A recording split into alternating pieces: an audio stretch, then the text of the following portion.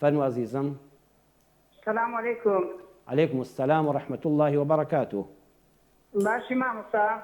خوا لێ ڕازی بێ ئاخوا زۆر سپاس دەکەم الحەمدولله. خوا چاک بۆ هەموو لایەکمان باشی مامۆستا خوا لێت ڕازی بێ خوا لێت ڕازی بێ مامۆستا زۆر سپاس دەکەم زۆر سپاسی قسە خۆشەکانت دەکەم مەمنونم. هەمومان مەمنونی خوای پەروەردگاری. فەرموو. مامۆستا من پیاوەکەم بەدزیەوە ژنی هێنا. بەڵێ. بەدزیەوە ژنی هێنا دوای 5 مانگ دوای 5 مایت من ڕازی بووم کە من زانیم کە ژنی هێناوە ڕازی بووم.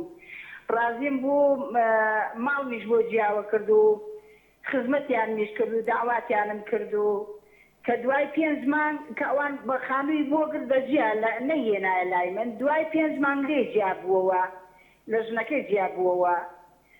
من ئێستا یعنی چی خۆشەویستیەکم بۆی هەبێ من پرس بە تۆ ئەەکەم پرسێ بە مامۆستایەکی بەڕێزی وەک تۆ ئەەکەم. من یەکەم جار خوشکی بەڕێزم حەزەکەی تەلەفۆنەکەت داخیەکە پرسیاریتر نەما باوەندە لەسەر نەکەوێت لە تەلەڤیزیۆنەکەەوە گوێ لە کوڕی خۆت بگرە. باشە لە چاوان مەبەستی من جەنابتە باوەندە کاتن لەسەر نەکەوێت زۆر سوپاس دەکەم دایکی من دەستەکانت خۆش بێ.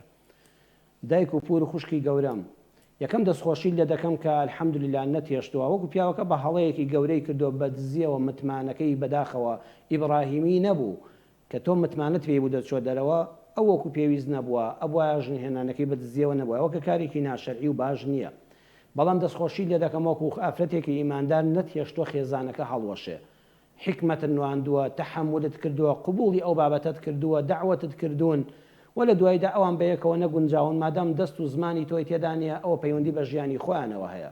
ئێمە ملکەتی شەریعەتی خوای پەروەردگارین مادام خوای پەروەردگار خۆی ڕێگەی پێداوە پیاوێک لە ژنێک زیاتری هەبێ بەڵام بە ئاشکرا بە مەرجە شەرعیەکانی یاتە بۆ هەوەسبازی نەبێ پێداویستیەک هەبێ ئیترەوە شەریعەتی خوا لەسەر هەمومانەوەیە و نە من نە جەنابەت هیچ کەسێک قسەی لەسەری نییە.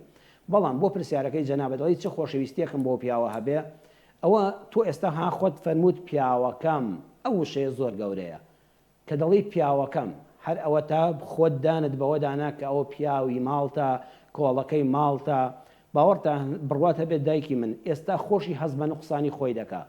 من پێم وتن ئێستا پێشەوە تەلەفۆنی جەنابەت وتم خۆشەویستی لاواز دەبێ شەر نییە 100% بێ دێتە 90 جاری وایە تا 60 دێ ئەها قوتابیەک لە تەلەبەیەک خوێندکارێک ئەوەن 50 هێناوە ئەڵێن هەر دەرچووە خۆشەویستی شەر نییە هەموو ئیبراهیم و هاجرە بێ 100% بێ بەڕێزم.